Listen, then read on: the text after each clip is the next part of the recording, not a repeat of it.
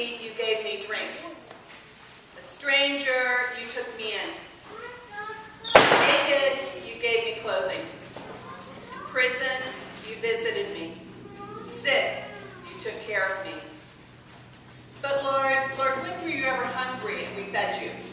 Thirsty and we gave you something to drink. A stranger and we took you in. Naked and we gave you clothing. When were you in prison or sick and we visited and took care of you? And the Lord replies, whenever you do these things for the least of our brothers and sisters, you're doing it for me. Matthew 25. Not too long ago, I traveled with Food for the Poor to Honduras. Food for the Poor being one of the largest international food and relief nonprofit charities based here in the United States.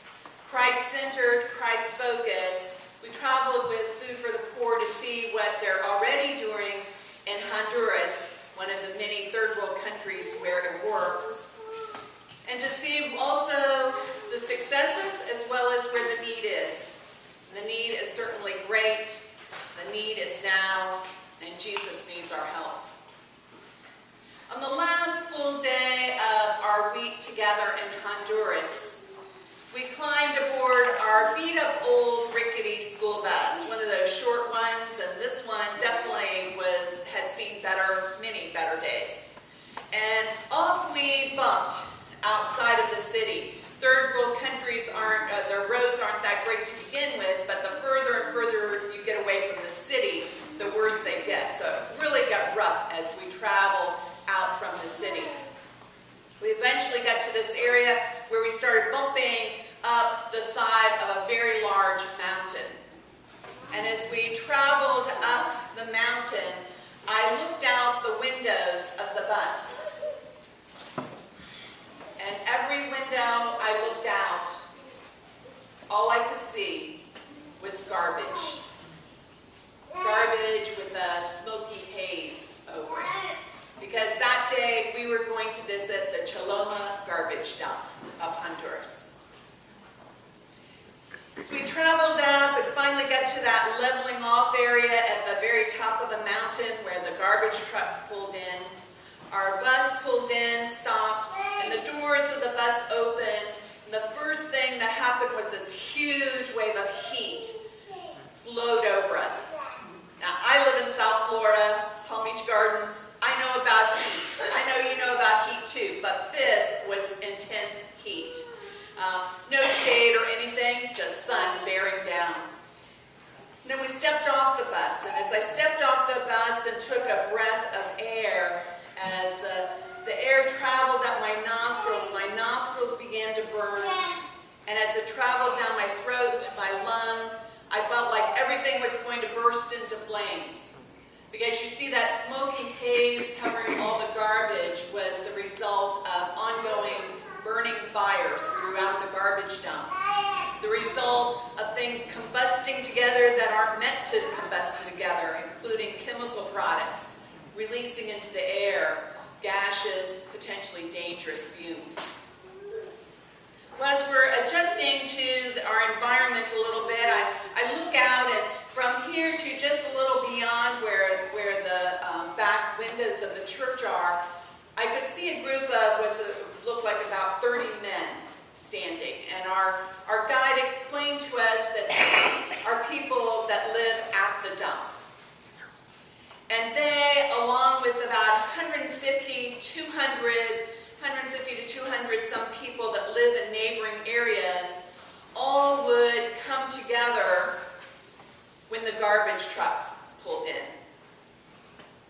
As the garbage trucks would drive in, these people would follow from the outer areas, follow them up, and the group back here and this group would all come together as the garbage truck dumped out all its garbage. Now keep in mind as I share with you about this that garbage isn't picked up in third world countries the same way it is in first world countries. I don't know about you all in this area, but in South Florida, our garbage is picked up twice a week. Thank you. But third world countries, you know, you're lucky if if it's picked up every 2 weeks. Chances are you're lucky if it's picked up monthly. For a lot of areas, it's longer than that. So you're talking about garbage that's sitting in garbage cans and dumpsters, not just for days, but for weeks on end. You can imagine what this garbage would be like. As it's dumped out, the people start combing through the garbage with their bare hands, looking for especially 2 things. One is that they're looking for things they can recycle. Aluminum cans, plastic bottles, glass products. The group in the back, our guide told us, would pile, each of them have their own pile of recyclables. And every couple weeks, somebody from the town would come in and buy the recyclables for them. And for several weeks of work, they might get a penny or 2. But the biggest thing that they were looking for as they combed through the garbage with their fingers was food. Now you know, if garbage is sitting in cans and dumpsters for weeks on end, this is not good food. This is not food you and I would even think about looking at, smelling, or let alone tasting. Flies on it, chances are maggots crawling through the food. But that's what they're looking for. And if by some chance they were lucky enough to find some scraps of food, that day they would eat something. That day maybe they had a bite or 2 of food to give their children.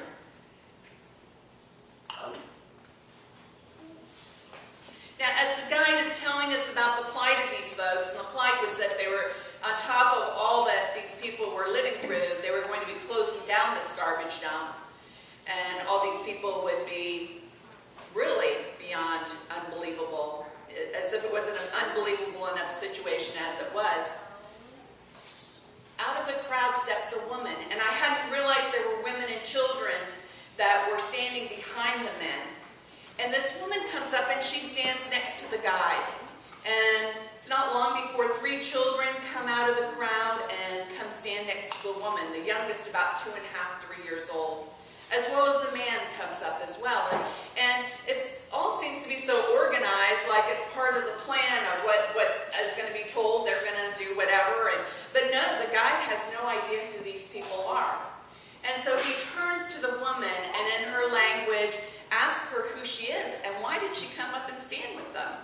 And so she converses with him, and then he translates to us what she tells him. And she says that her name is Carmen, and this is her husband and her children, and that her whole life and her husband's whole life, they had always lived at the garbage dump. Always. And from the youngest of age, Carmen would pray daily to God, saying, "Dear God, please, please rescue us." And that day, when she saw our bus bumping up the side of the mountain, she looked up to heaven and said, "Thank you, Lord. I know that today you're answering my prayers." Wow. The face of this beat-up old rickety bus, and in the faces of the roughly 15 clergy and lay persons standing there, she saw the face of Jesus. Talk about being washed over with something so amazing. You and I know we are the hands and the feet of Jesus in this world. But to have somebody in such a desperate situation say that face to face to you, it took our breath away. And in the seconds it was taking to register all of this information, it made the guide uncomfortable, the silence. And so he steps in and he turns to Carmen and he says, "Carmen, can we see where you live?" And she says, "Yes."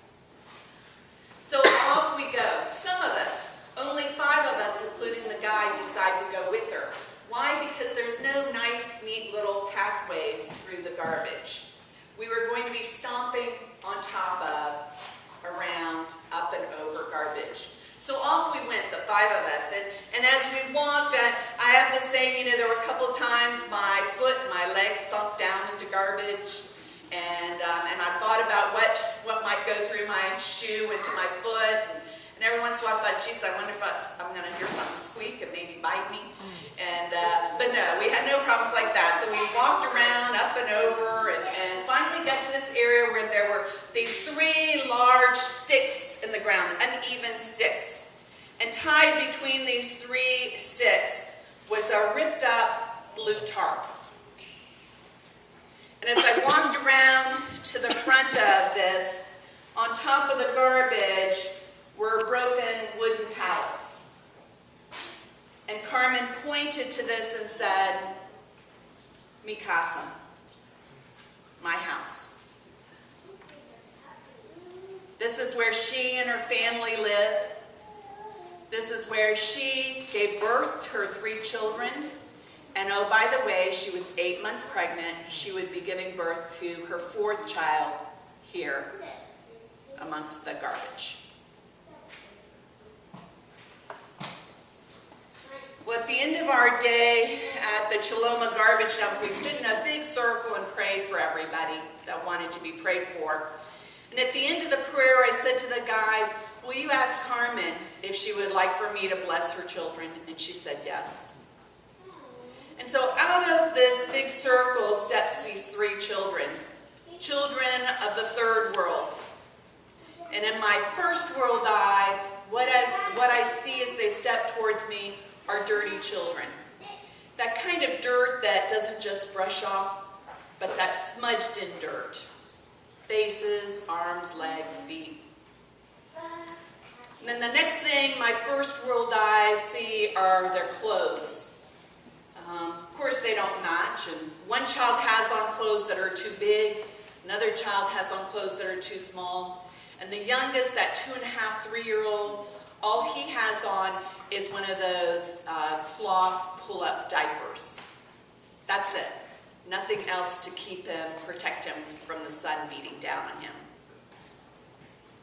And I looked at their feet. Only one of them had shoes on, flip-flops that were too big for their feet. The other 2 were walking in garbage. When they got up to me, I put my hands on top of their heads. The best thing I can equate it to is if you've ever petted cattle or any other animals that live their whole life outdoors and the only shower they get is when it rains. That was what it was like touching their heads, their hair. And then I put my hands under their chins and looked into their faces, into their eyes, and all of a sudden that 3rd world, 1st world all melted together, and I became conscious of the fact that we were standing in God's world. And as I looked into their eyes, I thought, oh my gosh, these are the least of these.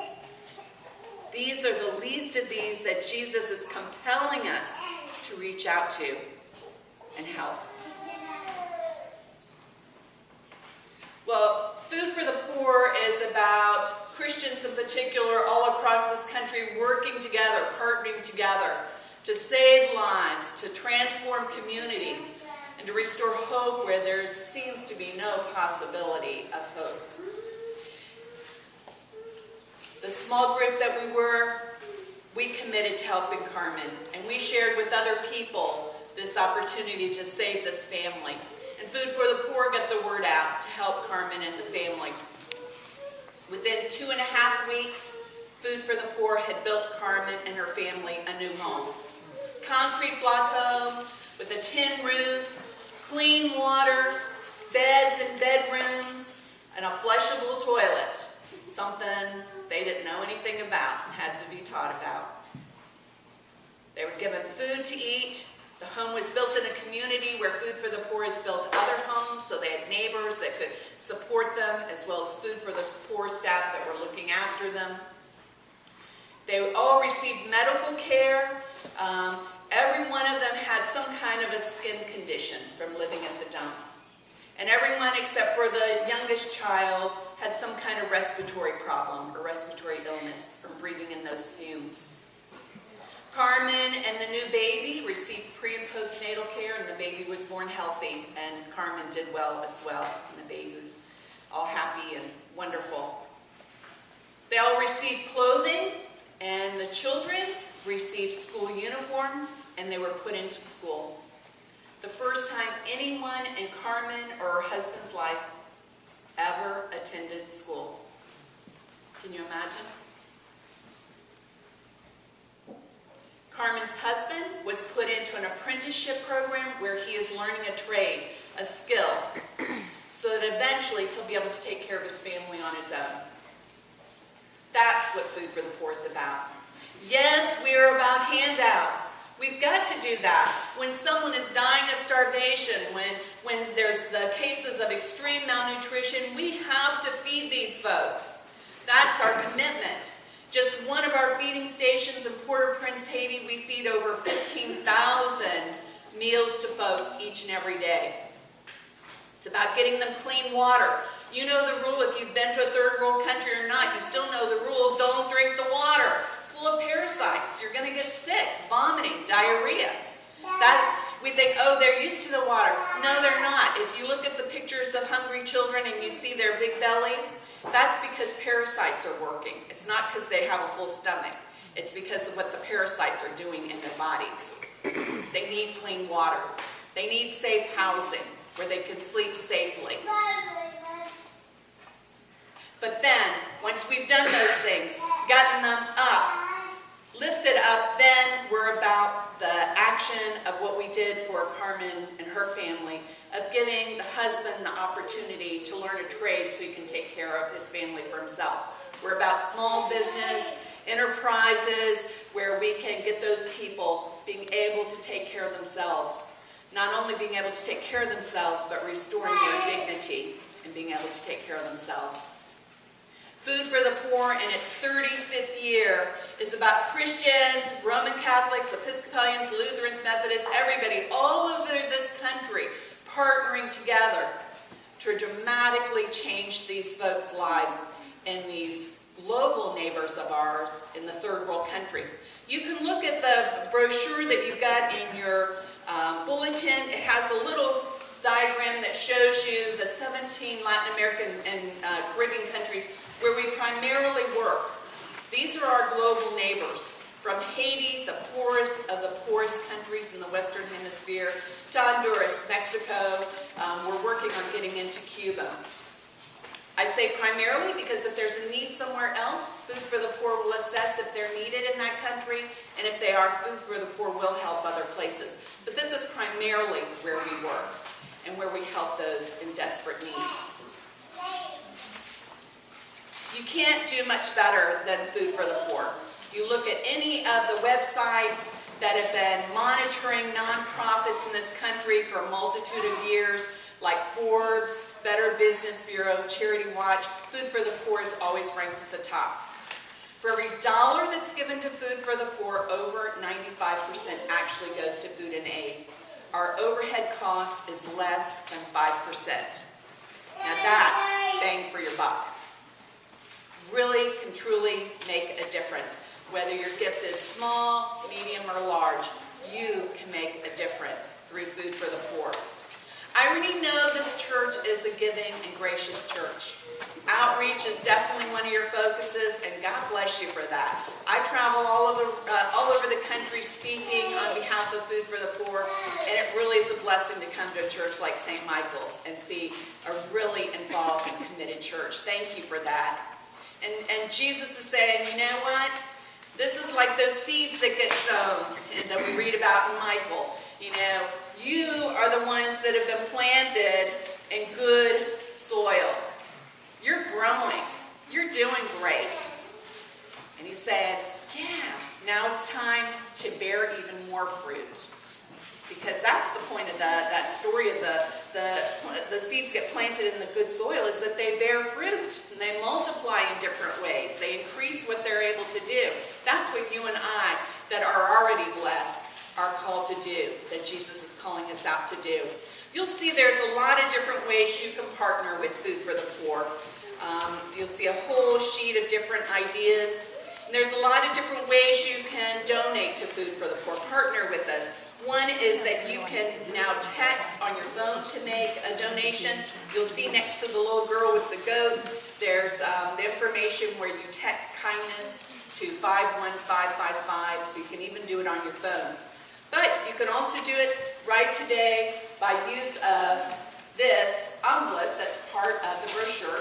Tears apart at this perforated line. And what you end up being left with is an envelope where you can put in cash or check. There's also a place where you can fill out the information to give a donation by credit card. Or at the top you can fill out information and make a pledge to make a donation monthly, bi-monthly, quarterly, however you want to do it. Whatever means you decide to do it, please fill out this top part of the form. That's how Food for the Poor is going to acknowledge your gift and at the end of the year send you the information for your tax records. Once you've filled all that out, and oh, by the way, Food for the Poor is meticulous about not sharing any of this information with anybody. It seals up, and you'll see that when you flip it over, it is a self-mailer. So yes, you can take this home, think about it, pray about it, and send it in. But better yet, turn it in today. And one of the reasons for that is by turning it in, handing it to me at the end of the service or during coffee hour, you're going to save Food for the Poor the cost of a postage stamp. And by doing that, your gift gets expanded because we can feed children in almost all of our countries a meal for just 6 cents. So by handing this to me today, you're going to be feeding roughly 8 children a meal on top of whatever gift you give. Plus, I get brownie points for any envelopes I take back with me, so please help me out. I have a strange need for envelopes, so help me here on this one. It's a really unique possibility to partner in a simple and wonderful way where you really know that what you're giving is going to really help those in desperate need. Would you consider helping a child like one of Carmen's children for just $50 through Food for the Poor? We can feed a child and give them clean water for a whole year. $50. You can do the math. You want to do a family like Carmen's 4 children? 50 times 4. You know that. Simple way where you can truly save a life. Or maybe you would consider helping a family like Carmen's who had no home. For $3,600, Food for the Poor can build someone like that a home. It can be paid on monthly payments or a one-time payment. And by doing so, you're going to take someone out of a shack that's built of twigs, mud, cardboard, scraps of whatever, that when it rains, it pours, and they sleep in water. That during the night, things, four-legged and other things crawl over them, and they live in fear of what might two-legged beings who might come in and do horrible things to their family. $3,600 can be given in loving memory or in thanksgiving of something or someone. You get this wonderful photo of the family standing in front of your house with the name of the family and the location of the home. I hope you'll consider one of those options or another option that appeals to you that's in this brochure, because it's about us partnering together. If Christians don't unite to change this world, who's going to do it? Jesus is looking at you and I and says, I already know that you love me. You already know I love you. Step out, even if it means stepping out a few steps more, and help us out and work together to dramatically change lives, save lives, transform villages, and restore hope where hope never ever brought anything good to these people before in their lives. Thank you for allowing me to be here today. Y'all have been gracious hosts, Janet and Rosemary and Ted.